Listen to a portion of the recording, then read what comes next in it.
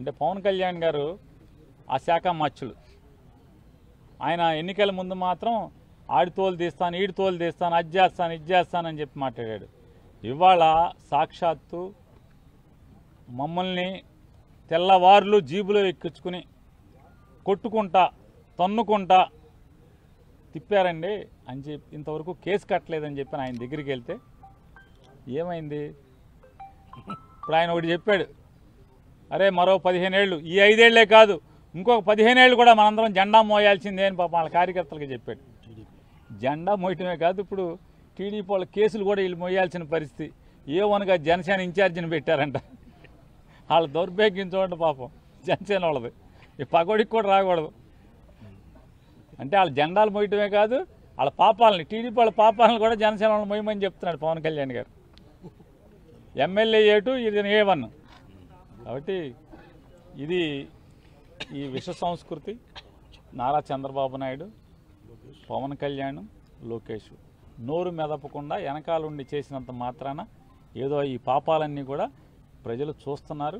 ఖచ్చితంగా మీ పాపం పండే రోజు మరొక 3-4 సంవత్సరాల్లోనో మోడీ పుణ్యమాని లేదా 3 సంవత్సరాల్లోనో వస్తే ఖచ్చితంగా మీ పాపాలకు ప్రాయశ్చిత్తం అయితే చేస్తారు ప్రజలు. నారా చంద్రబాబు నాయుడు ప్రభుత్వంలో కోర్టులకు విలువలేదు. జడ్జి అంటే రోమంతో సమానం. మా మాటే మా ఎమ్మెల్యే తండ్రి చెప్తే మా పోలీసు కాదు, ఎవరిని కోర్టులను కాదు, ఎవరిని లెక్క చేసే పరిస్థితి లేదు. మేము ఇట్లాగే పరిపాలించి ఏడుస్తాం, మాకు ఓటేసినందుకు మీరు ఏడవండి అని చెప్పని ప్రజలకి సందేశం ఇస్తున్నారు. క్రిమినల్స్ ఎప్పుడు కూడా క్రిమినల్ బ్రెయిన్సే పనిచేస్తూనే ఉంటాయి. వాళ్ళకు నరికేస్తాం, చంపేస్తాం, రఫ్ ఆడతాం,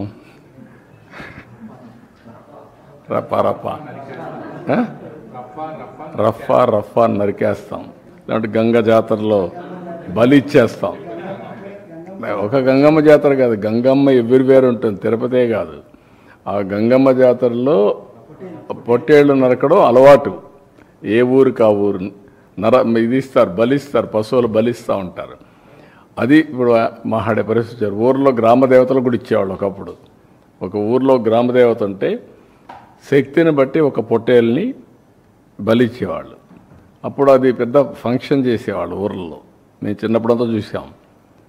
ఇంటికి ప్రతి ఒక్కడు పెంచేవాడు ఒకదాన్ని, ఒక పొట్టేలు పెంచేవాళ్ళు, కొనేవాళ్ళు. కొని దాన్ని బలిచ్చి అక్కడి నుంచి దాన్ని ఇచ్చేసేవాళ్ళు. అట్లా ఏరియస్ అంటే అంత ఆ స్టేజ్కి వెళ్ళిపోతున్నారు వీళ్ళు. ఏం చెప్తా, డెఫినెట్గా చట్టబద్ధకి వస్తుంది. ఎవరికి కూడా హక్కు లేదు ఇష్టానుసారంగా టెర్రరిజం క్రియేట్ చేయడం, లేకుంటే ప్రొవోక్ చేయడం.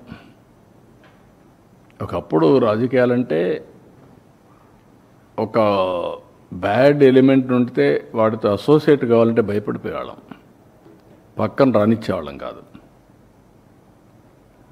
ఇప్పుడు వాళ్ళతోనే రాజకీయం చేసే పరిస్థితికి వచ్చేసారు. That is dangerous trend. Sir, Jaganmohan Reddy ఒక కీలకమైన మాట మాట్లాడుతున్నాడు సార్. తన వెనకాల వస్తున్న జనాన్ని చూసి భయపడిపోతున్నారు, అందుకే నా ప్రోగ్రామ్ని కండక్ట్ చేయకుండా ఆపే ప్రయత్నం చేస్తున్నారు. ఇప్పుడు ఎందుకు ఇప్పుడు ఇంక 4 ఏళ్ల తర్వాత కదా నువ్వు మాట్లాడేది, అప్పుడు చూద్దాం నీ కథ. ఎందుకు ఊరికి ఇప్పుడు ఎందుకు అవన్నీ అంటే అట్లా మాట్లాడి బతకాలని చూస్తున్నారు. తప్పది. ఎవరు ఇది నేను ఎందుకే మీకు మాట చెప్పాను, విచిత్రమైనటువంటి మనస్తత్వాలు ఉండే వ్యక్తులు మారిగా ఉంటారు. ఎవరన్నా మాట్లాడతారా? పోలీసులు తిడతారా? పబ్లిక్ని తిడతారా?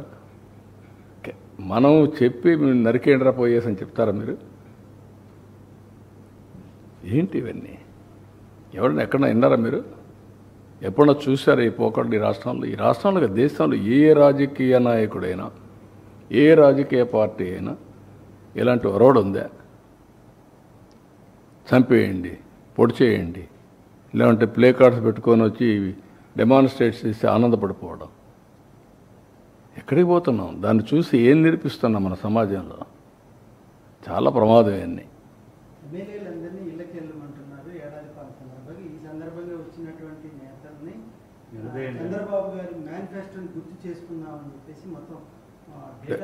నేను ఆయన కూడా గుర్తు చేసుకొనే ప్రజలు చేశారు. అది మర్చిపోతే ఎట్లా? ఎందుకు ఇచ్చారు 11 సీట్లు? ఇట్ట ఏదో పనులు చేసే కదా, ఆ ఏదో పనులు చేస్తే ఏమవుతారు మీరు? రేపు అదే అవుతుంది. కానీ అది చేయడం తప్పు అంటాను నేను. సరే ఈ బెట్టింగ్ వాళ్ళకు మీరు ఒక మాట అడుగుతున్నారు, ఎవరై వెళ్ళిపోవడానికి? పోలీస్ చెప్పిన తర్వాత నేను ఎప్పుడన్నా పోయామా? మమ్మల్ని ఊర్లకు పోతాం ఒక 2 కార్లు అంటే పంపించారా? నేను ఎక్కడన్నా అబ్జెక్ట్ చేశారా? ఎవరన్నా పొమ్మంటున్నారు కదా. 10 కార్లకు పర్మిషన్ ఇచ్చి 5, 6కు 100 మందికి పర్మిషన్ ఇస్తే ఏం కావాలంటే మీకు? ఏమనుకుంటున్నారు మీరు? ఇరుకు సందుల్లో పోవడం, అక్కడ మీటింగ్లు పెట్టడం, స్టాంపేడ్లు కావడం, అక్కడి నుంచి ఇవన్నీ చేయడం, వైలెన్స్ క్రియేట్ చేయడం ఎవరు నేర్పించారు మీకు ఇవన్నీ? పోలీసుల మీద మళ్ళా బ్లేమ్ చేయడం, బురద వేయడం, ఎక్కడ దొరుకుతాయి ఇవన్నీ? కొంచెం ఒక పద్ధతి, ఒక ప్రొసీజర్, ఒక హుందాతనం ఉండాలి నాయకులకి.